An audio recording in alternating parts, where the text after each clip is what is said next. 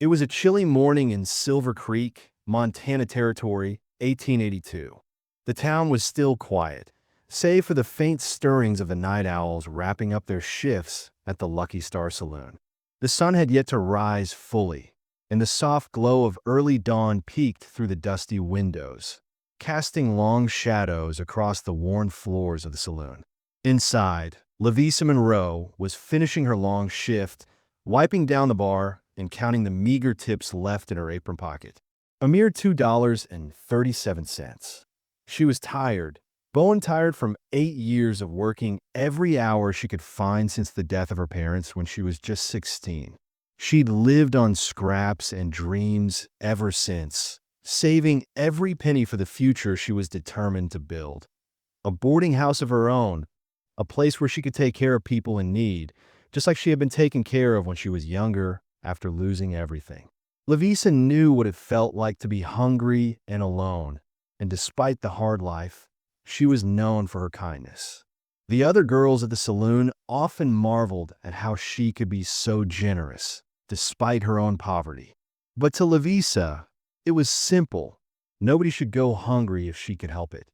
As she was finishing her work, the door of the Lucky Star creaked open, letting in a gust of cold wind. A dusty cowboy walked in, looking like he'd been traveling for days. His horse, though weary-looking, had the distinct look of a fine animal, well cared for despite the journey. His boots were worn, and his face was hard from a long time in the elements. But it was his eyes that caught Lavisa's attention, kind, yet tired, as if he'd seen too much of the world. He walked to the counter, took off his dusty hat, and ordered a simple coffee, eyes downcast. "Not hungry?" Lavisa asked gently, noticing his gaunt look. The man glanced up, his eyes briefly locking with hers. "Can't afford breakfast," he said softly, almost apologetically. "Just coffee, ma'am."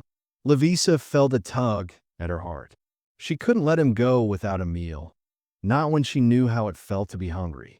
The thought of him sitting out there, alone with only his coffee, gnawed at her. She looked back at the cook, old Pete, who was cleaning his station. "Pete, get this man a full breakfast. Charge it to me," she said, her voice firm despite the quiet uncertainty of her own situation. Pete hesitated, looking at Lavisa, then back at the man. "You can't afford this, Lavisa," he grumbled. "I don't care," she replied. "Nobody should go hungry, not if I can help it." Her voice was quiet but resolute, and there was something in her tone that convinced Pete to act, though reluctantly. When the plate was set before the cowboy, his eyes widened.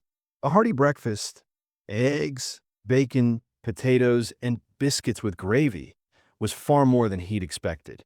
For a moment, he sat frozen, his rough hands hovering over the food. Then, he looked up at Lavisa, his expression softening. "You don't have to do this," he said, tipping his hat as a gesture of deep gratitude. She smiled, a slight blush coloring her cheeks. "I don't mind," she said simply. "It's what anyone would do for a hungry man." The man looked at her, his eyes filled with something she couldn't place. Admiration, perhaps, or even something deeper. He stood up slowly, leaving his coffee untouched, and approached the bar where she was standing. "I'm James Carter." He introduced himself with a soft but steady voice, holding out his hand. The way he spoke was refined, as if he'd once been accustomed to a life of higher standing, though his clothes told a different story now. Lavisa took his hand, feeling the warmth of his firm grip. "Lavisa Monroe," she said with a gentle smile, suddenly aware of the quiet chemistry between them. Just then, the door swung open again, and in walked Sheriff Donovan, the town's lawman. His eyes flicked over to James, and immediately, his expression shifted from friendly to respectful, almost deferential. "Mr. Carter," the sheriff's voice rang out, and for a moment, the entire saloon fell silent. Lavisa blinked, confused. "Mr. Carter?" she echoed under her breath, wondering who this man really was. James smiled politely, but said nothing, quickly tipping his hat. Sheriff Donovan nodded, his tone now warmer. Always a pleasure, sir. Good to see you again. James nodded, but remained humble, his smile polite yet distant. Sheriff. He tipped his hat to the man, then turned back to Lavisa, his gaze softer now. Just a grateful man, Miss Monroe. He stepped back toward the door, leaving behind a silver-dollar coin, a generous tip far beyond anything Lavisa had ever seen. It was enough to cover not only the cost of his meal, but several other meals for the saloon girls. Wait, you don't have to, Lavisa started, but he was already at the door. Thank you, he said with a smile, for the kindness. With that, he mounted his horse and rode off into the morning light, his figure fading as he disappeared into the distance. Lavisa stood still for a moment, processing what had just happened. The other girls began to murmur excitedly amongst themselves. Who was that? Molly asked, wide-eyed. He doesn't look like any cowboy I've ever seen. Lavisa could only shrug, her thoughts swirling. What kind of man was he really? She'd given him breakfast out of kindness, but there was something more to his presence than met the eye. And for a fleeting moment, she wondered if this encounter, this simple act of kindness, was about to change her life forever. But little did Lavisa know, James Carter wasn't just another cowboy passing through. And that breakfast? It was the beginning of a story neither of them could have imagined. The next few days were a whirlwind for Lavisa as she tried to shake the image of James Carter from her mind. He had been so kind, so genuine, and yet there was something mysterious about him. The silver dollars he left behind made Lavisa uneasy. What if he had been toying with her? What if he had been testing her kindness? She couldn't shake the feeling that there was more to this man than he had let on. Determined to get answers, Lavisa enlisted the help of Molly, who worked in the town records office, to find out who James really was. After a few days of digging, Lavisa discovered a startling truth. James Alexander Carter wasn't just a down-on-his-luck cowboy. He was one of the wealthiest men in Montana, owning more than 50,000 acres of land, with vast cattle holdings and mining interests. He was a major landowner with deep ties to the region, and the man who had left her such a generous tip was, in fact, the owner of half the territory. The revelation hit Lavisa like a thunderclap. How could she have been so naive? Why had he pretended to be someone he wasn't? The anger bubbled up inside her. Had he been mocking her? Was he just another man playing games with her emotions? That evening, as she sat alone in her small room above the saloon, she made up her mind. She would return his money and any further communication and pretend the whole thing had never happened.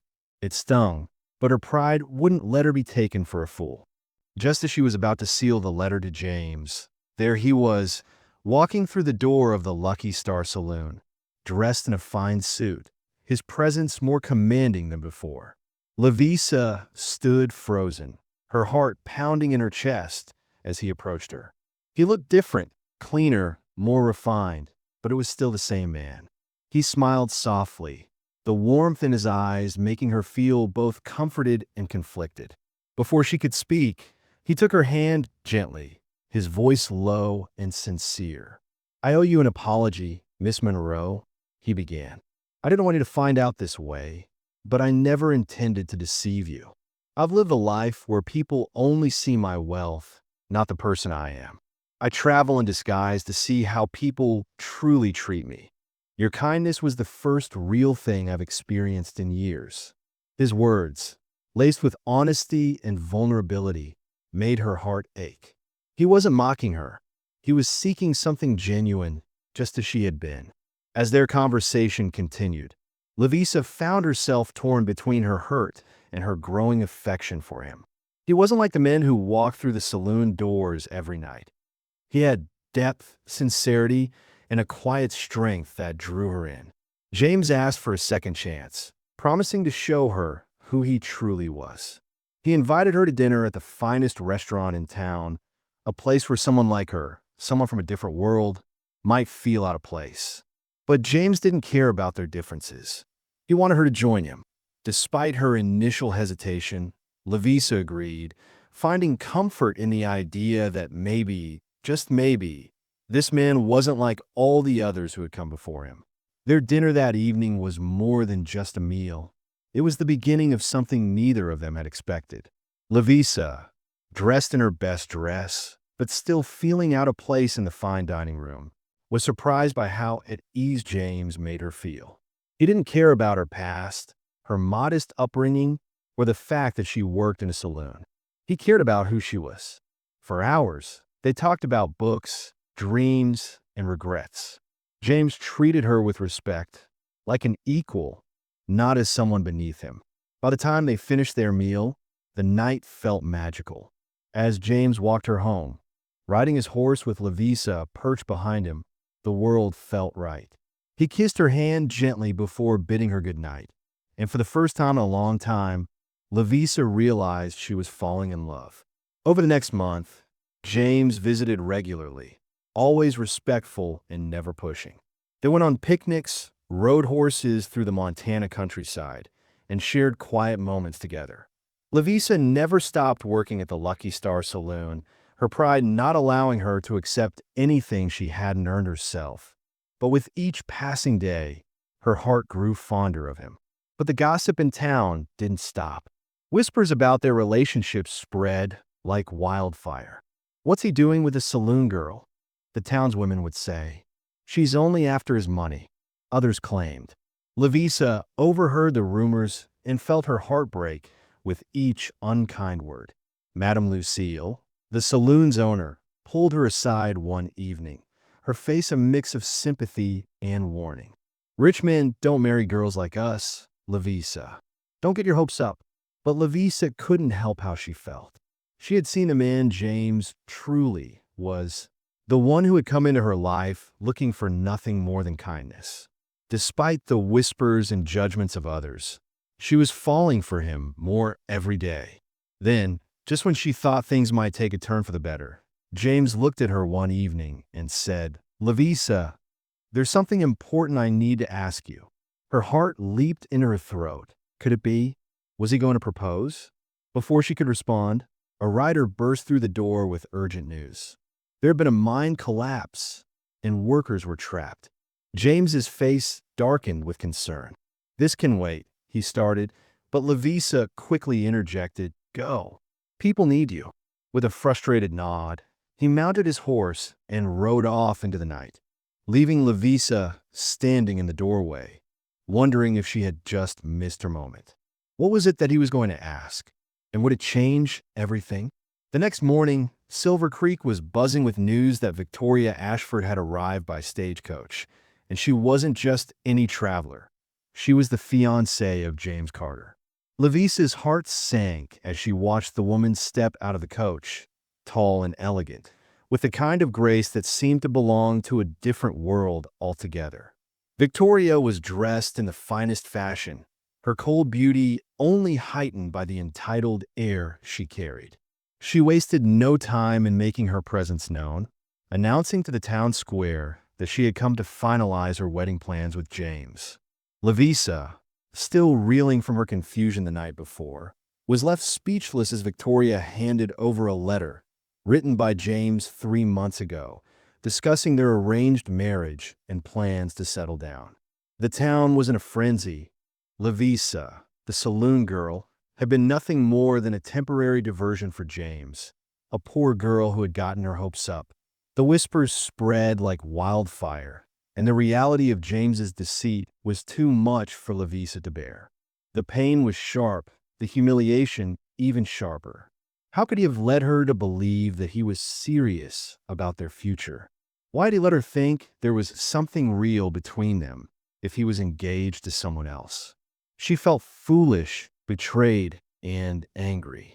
Victoria, in her cold, polite manner, came to the saloon to meet Lavisa. Her visit was meant to remind Lavisa of her place, to show her just how insignificant she was in the grand scheme of things.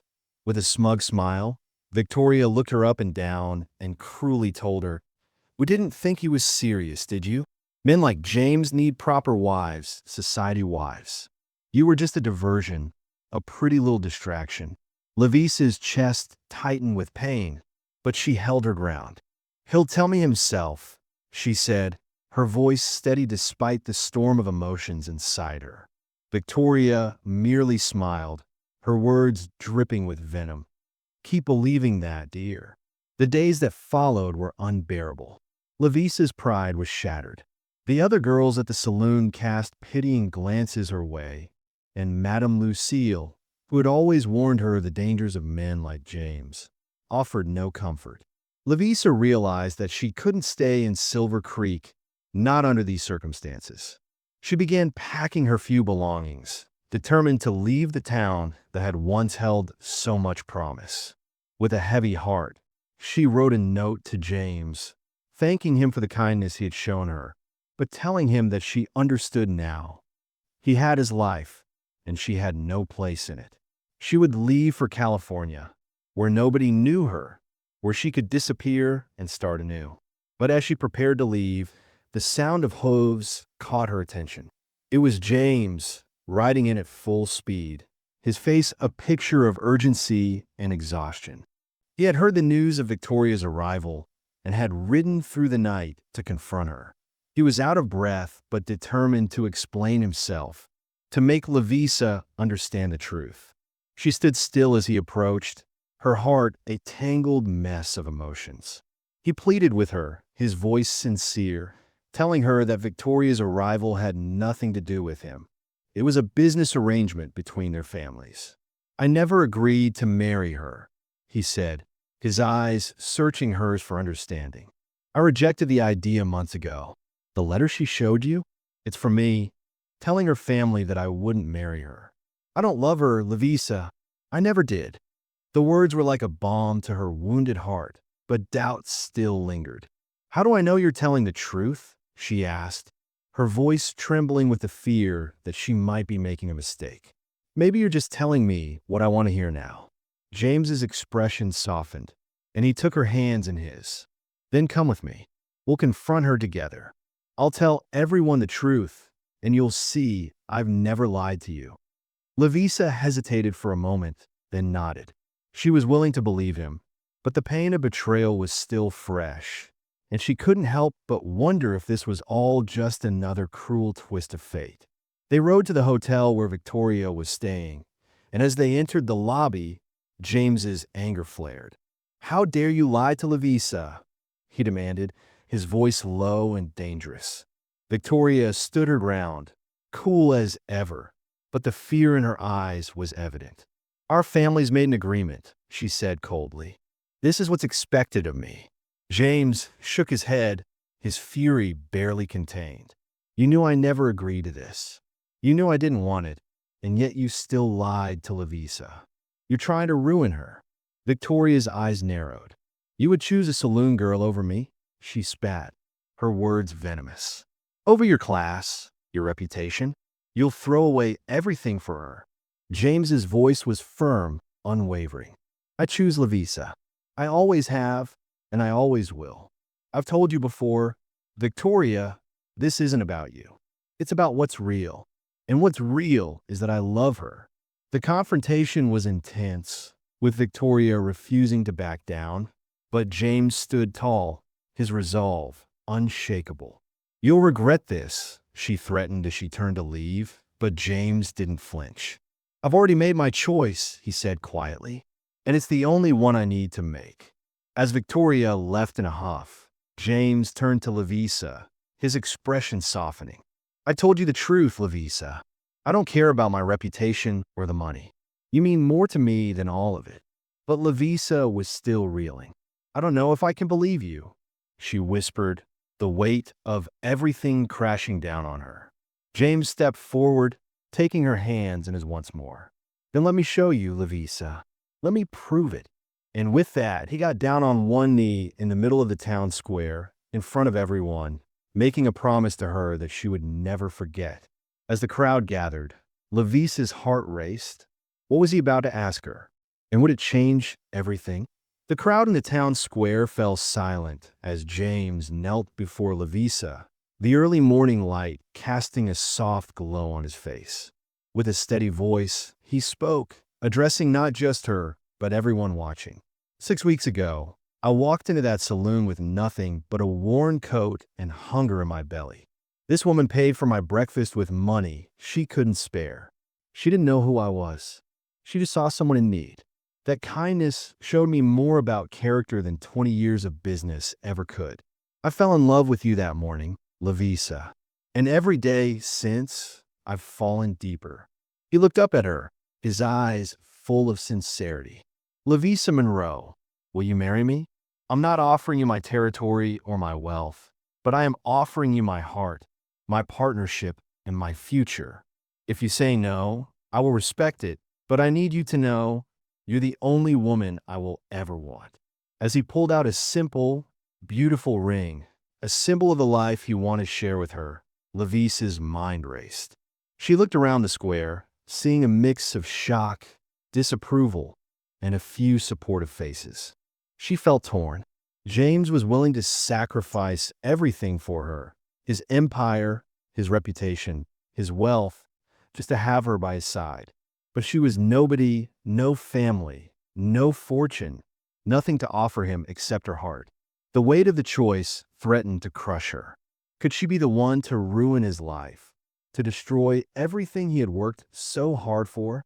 She looked into his eyes, seeing nothing but love and determination.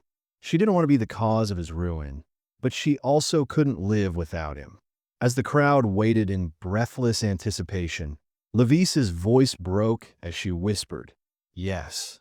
God help us both, yes." The moment she spoke those words, the crowd erupted in cheers, some clapping, others muttering. But James's face lit up with a smile that made everything else fade into the background. They embraced, their love now a public declaration, a union that defied the boundaries of class and society. But the aftermath was not as joyous as the proposal. The following days brought letters from James's business partners, withdrawing their support. The bank threatened to call in loans, and rumors spread about their impending downfall. James's reputation was tarnished, and the whispers of the wealthy families in town only grew louder. Still, James remained resolute. "Let them talk," he told Lavisa. "I've made my choice." Lavisa, though, couldn't ignore the weight of the consequences. Even as she stood beside James, her heart ached with the thought that she might be the reason for his fall from grace. But then, amidst all the chaos, James showed her the depth of his commitment. He didn't want her to change for him. He didn't want her to leave the life she knew behind. Instead, he offered her the chance to become his equal, his partner in all things. "You don't need to change who you are," he said, "but I want you to understand everything I do. This life, this land, it's as much yours as it is mine." Lavisa's heart swelled with gratitude, and for the first time, she felt like she belonged. Her dream of a boarding house was now something they could build together. As their wedding day approached, James insisted on a simple ceremony with the people who mattered most to them, people who had never judged her, who had accepted her for who she was. The church was small, and the guest list was modest, but it was perfect. The minister, who had initially refused to marry them, was swayed by James's donation for a new church bell, and the ceremony was set. On the morning of the wedding, Lavisa stood in front of the mirror, wearing a simple white dress, modest but beautiful. Her friends from the saloon, the women who had always been there for her, were there to support her. Madame Lucille, tearful but proud, was by her side, and for once, Lavisa felt like she wasn't just a saloon girl, but a woman who had found love and acceptance. James stood at the altar, looking dashing in his dark suit, his eyes full of love and promise. As she walked down the aisle, her heart soared, knowing that no matter what came next, she had made the right choice. The vows they exchanged were heartfelt, promises of partnership, respect, and love. "I promise to be your partner in all things," Lavisa said, her voice shaking with emotion. "To build a life with you, based not just on romance, but on respect, honor, and the future we will create together." James took her hands in his voice steady as he repeated the same words, pledging his life to her. They were married in front of the people who mattered most to them. A beautiful, humble celebration of love that no scandal or societal expectation could ever diminish. But just as they were beginning their life together, a letter arrived for Lavisa, a letter that would change everything. It was from the orphanage where she had grown up, and it contained the names of her parents. Shockingly, her father had come from a wealthy Eastern family, one that had disowned him from marrying Lavisa's working-class mother. The revelation shook Lavisa to her core. She had relatives in Boston, distant relatives, wealthy and prominent. But she didn't want to contact them. Not now. Not when she had found a life with James. When she showed James the letter, he was surprised but didn't waver in his support. "This changes nothing," he said firmly. "I love you. That's all I need." Lavisa realized in that moment that James's love for her had never been about status, wealth, or family bloodlines. He loved her for who she was, and that was all that mattered. She decided to leave the letter unopened, to never contact her Boston relatives. She didn't need them. She had James, and that was everything. Their wedding reception was filled with laughter, dancing, and joy, as the people of Silver Creek celebrated the union of two people who had defied the odds to find each other. And as they danced their first dance together, James whispered in her ear, "Remember, you paid for my breakfast. Now I get to feed you for life." Lavisa laughed, tears of happiness streaming down her face. She had found her place in the world, and it was with James, in a life they would build together, against all odds, against all expectations. The future was uncertain, but one thing was certain: they would face it together. And that was enough. The first months of marriage for Lavisa and James were a whirlwind of new beginnings and unforeseen challenges. Lavisa quickly adjusted to life at the ranch, embracing her role not just as James's wife, but as a partner in every sense of the word. She didn't sit idly by, waiting to be pampered as some might have expected. She worked right alongside the ranch hands, helping wherever she could, whether it was mending fences, tending to the animals, or offering comfort to the workers' families. Lavisa was determined to make herself an active part of the ranch's daily life. Her years spent working in the saloon had taught her to read people, to see past the surface and understand their true needs. It was a skill that proved invaluable as she forged strong bonds with the workers, who soon came to admire her not just for her kindness, but for her intelligence and drive. James, for his part, couldn't have been more proud. He watched her work, seeing how naturally she fit into this new life, and fell even more in love with her for her determination and strength.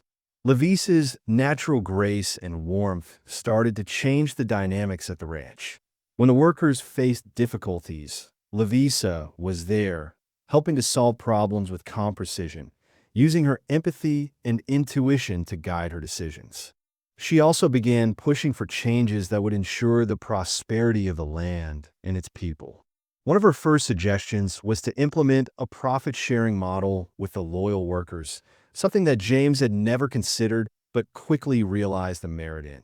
When he adopted her idea, productivity soared, and the workers felt a renewed sense of loyalty to the land they worked and the people who treated them as equals. Lavisa's innovation didn't stop there. She started a small school for the children of the workers, offering them a chance for education and a future beyond the ranch. Her dream of building a boarding house evolved into something bigger as she realized the power of community and how much the ranch could offer. Over time, her school flourished, and the once humble ranch began to thrive in ways no one had ever anticipated. Meanwhile, the whispers that had followed them since their engagement slowly began to fade, though they were not entirely gone. The local governor, a man who had once dismissed their union as a frivolous romance, was impressed by Lavisa's efforts. He visited the ranch one afternoon, expecting to find a scandal in the making, but instead found a well-organized operation led by a woman who had earned the respect of everyone in her community.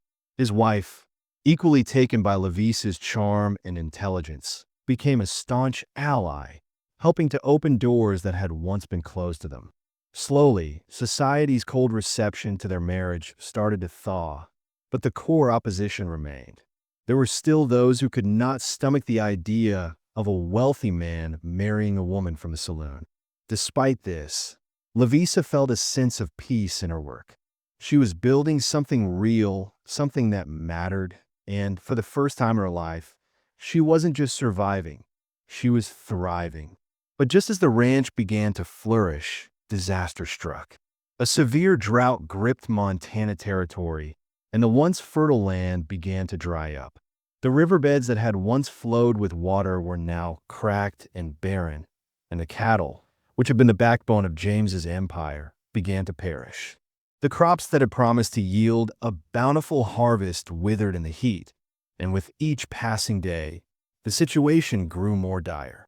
The drought stretched on, and James's empire, the land, the cattle, the business he had built over the years, was on the brink of collapse. With every passing day, the pressure mounted, and James found himself scrambling to save what he could. The banks, already nervous from the rumors about his marriage, began to call in loans, demanding repayment for the growing debts.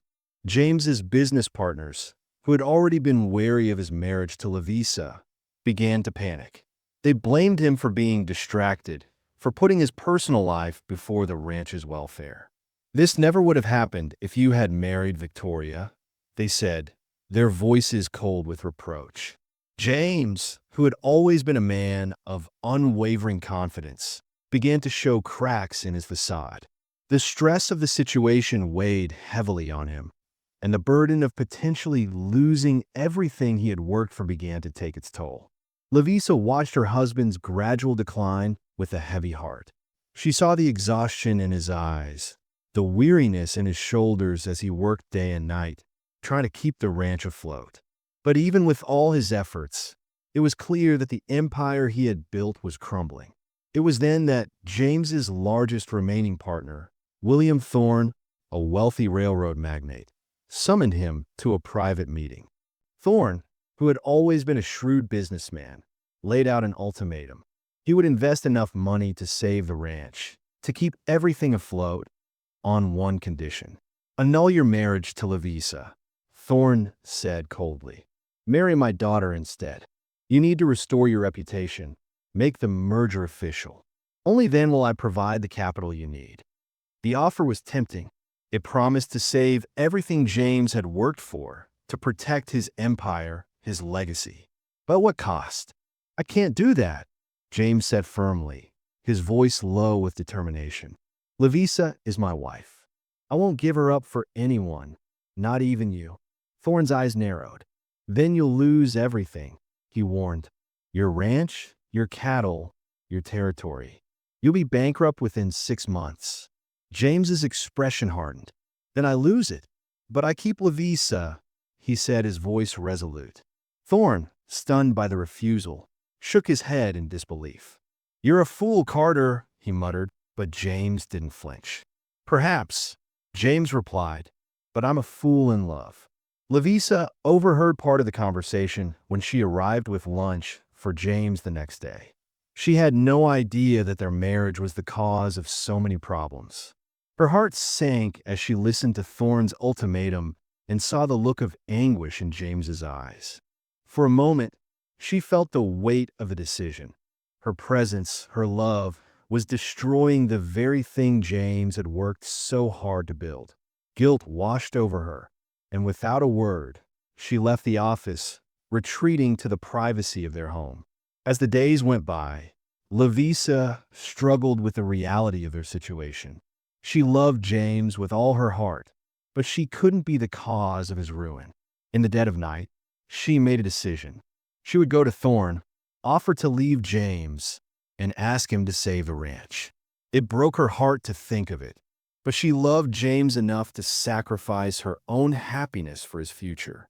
The next morning, she quietly visited Thorne at his office, her mind set on making the sacrifice. She offered to leave James, to disappear and go to California, as long as Thorne provided the financial support James needed. Thorne was surprised by her offer, clearly moved by her selflessness. "You would give up your marriage for him?" he asked, his voice softening. "I would give up anything for him," Lavisa replied, tears welling in her eyes. "That's what love is." Thorne, despite himself, seemed to reconsider. "Let me think about it," he said quietly. Lavisa left his office that day with a heavy heart, but she knew she had done the right thing. She had made the ultimate sacrifice for James, and now it was up to him to decide how to move forward.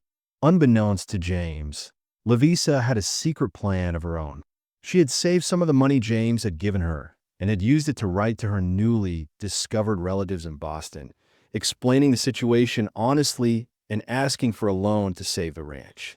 She didn't expect anything from them, but in her heart, she knew she had to try. Days turned into weeks as they waited for news. The pressure was unbearable, and every day felt like it might be the end of everything they had worked for. But Lavisa refused to give up hope. She couldn't, not when she had already sacrificed so much for James. And she knew that if they lost everything, they would face it together, just like they had faced everything else.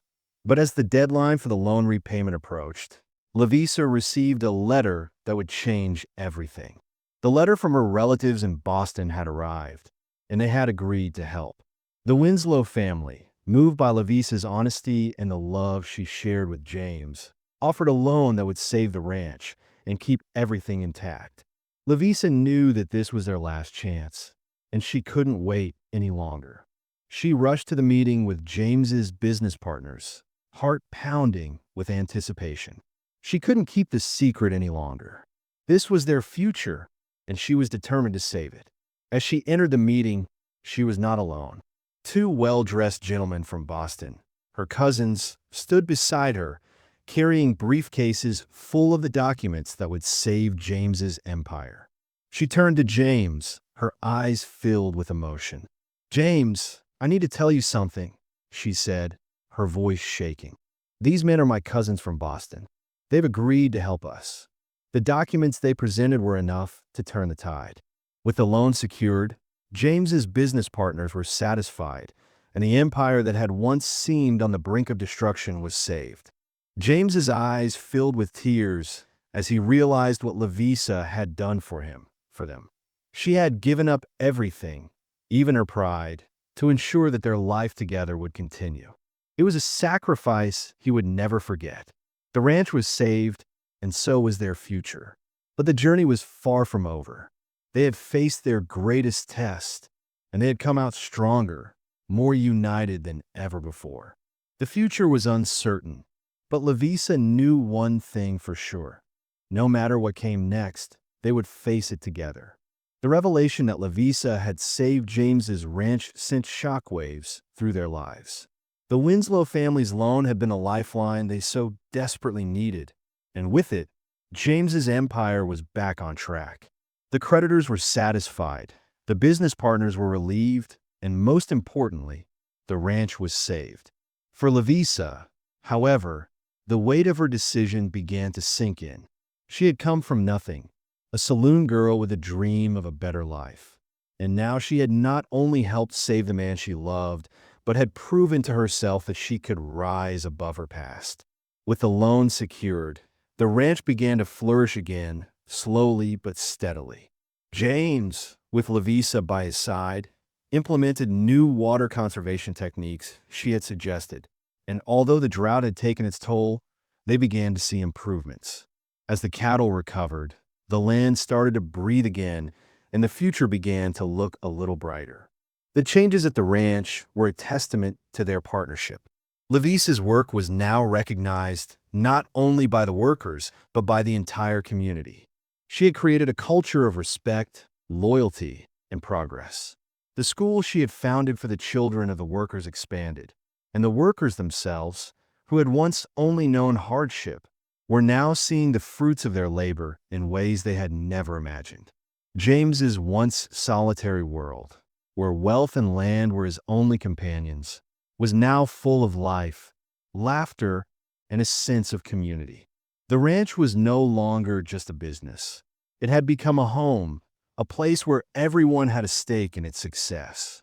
News of their success spread throughout the territory, and the couple became symbols of what could be achieved when love and determination met.